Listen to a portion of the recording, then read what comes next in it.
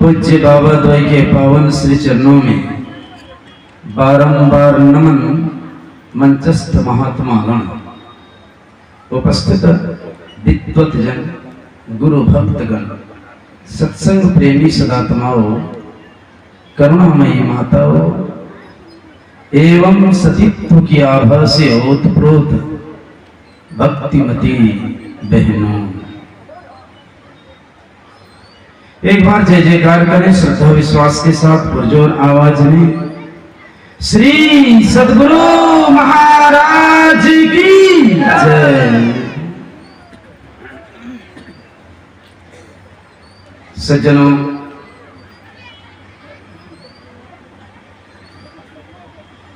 हमें जीवन का लक्ष्य प्राप्त हो।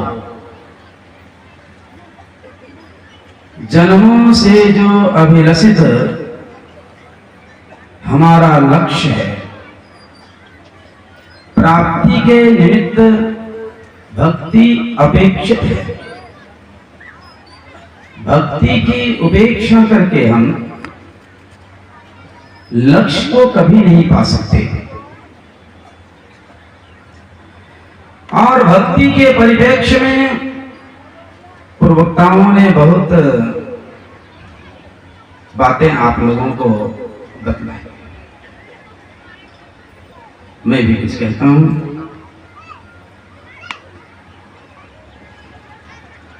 लक्ष्मण ने पूछा कि भैया भक्ति क्या चीज है, क्योंकि भक्ति की बड़ी चर्चा होती है, लोग भक्ति में लगे हुए होते हैं और भक्ति सभी करते हैं। मैं आपसे जानना चाहता हूं, भक्ति क्या चीज है, ये भक्ति मिलती कैसे है? भगवान कहते हैं, भक्ति के बारे में जानना चाहते हो, तात भगति।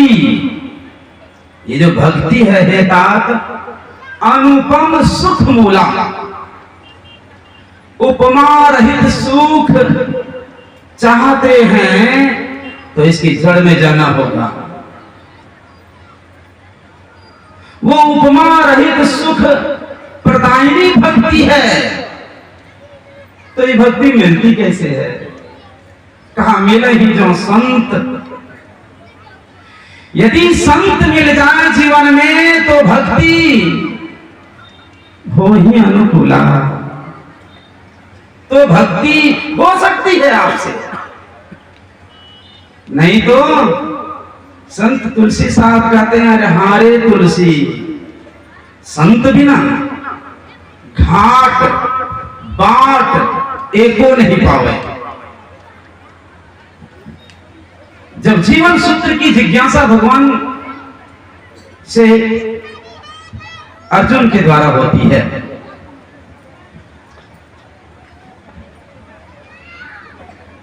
श्री माधव कहते हैं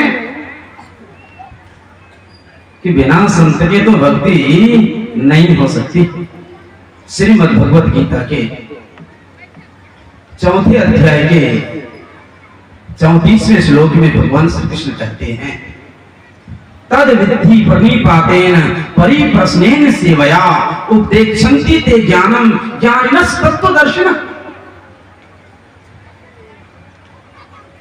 किसी तत्वदर्शी श्रेष्ठ ज्ञानी महापुरुष की शरण जाकर उनकी सेवा कर विनम्रता पूर्वक बारंबार इस बात को समझ ले, इस पथ को समझ ले, भक्ति की बातों को जान ले, ज्ञान का प्रबोध प्राप्त कर ले, तभी भक्ति होगी।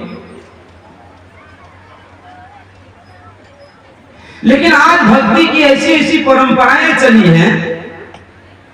मान लिया हमने भक्ति करी, मैं भक्ति करूंगा, आरंभ कर दिया भक्ति, जो मनमाना हुआ, जैसे भक्ति का आरंभ करना है, ये देखा देखी भक्तियां शुरू हो जाती हैं। यह मंच बतलाता है, विशुद्धि के साधन में परिपक्वता के बिना भक्ति का संस्कार आप में आ नहीं सकता।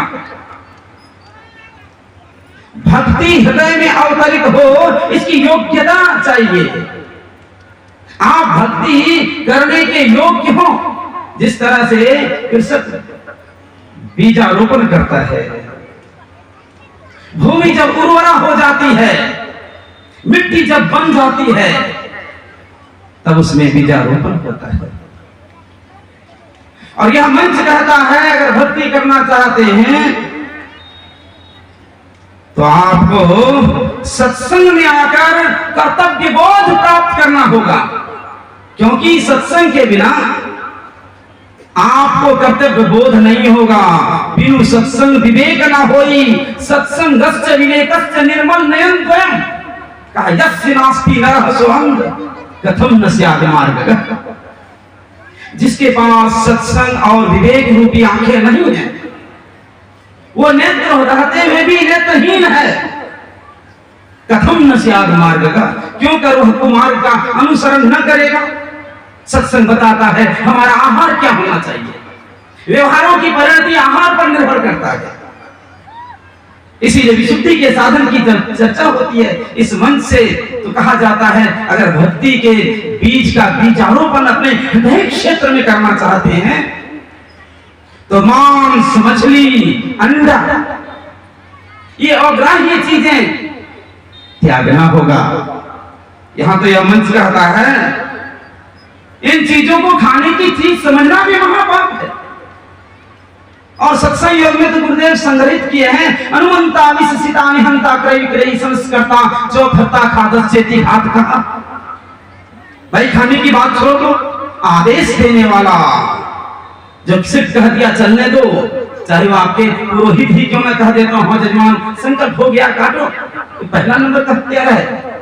गला को धड़ से अलग करने वाला दूसरा नंबर का हत्यारा, उसको टुकड़े टुकड़े में विभक्त करने वाला तीसरा नंबर का हत्यारा, बेचने वाला चौथा नंबर का हत्यारा, खरीदने वाला पांचवा नंबर का हत्यारा, उसको रांधने वाला छठा नंबर का हत्यारा, मांस मछली का परोसन चलाने वाला सातवां नंबर का हत्यारा, और खाने वाला सबका बाप आठवां नंबर का हत्यारा। इस तरह से 8 तरह से हत्या का पाप लगता है। किसी को भी मांस मछली नहीं खाना चाहिए।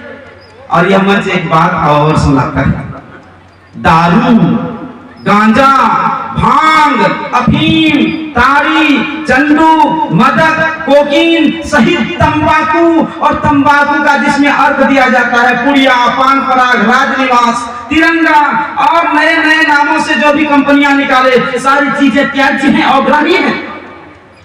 आज तो पढ़े लिखे लोग भी बड़े शान से सबके बीच आते हैं। कहां जा रही हमारी संस्कृति, कहां जा रही हमारी सभ्यता। ये समाज सुधार का आंदोलन करता कर क्या सकते हैं।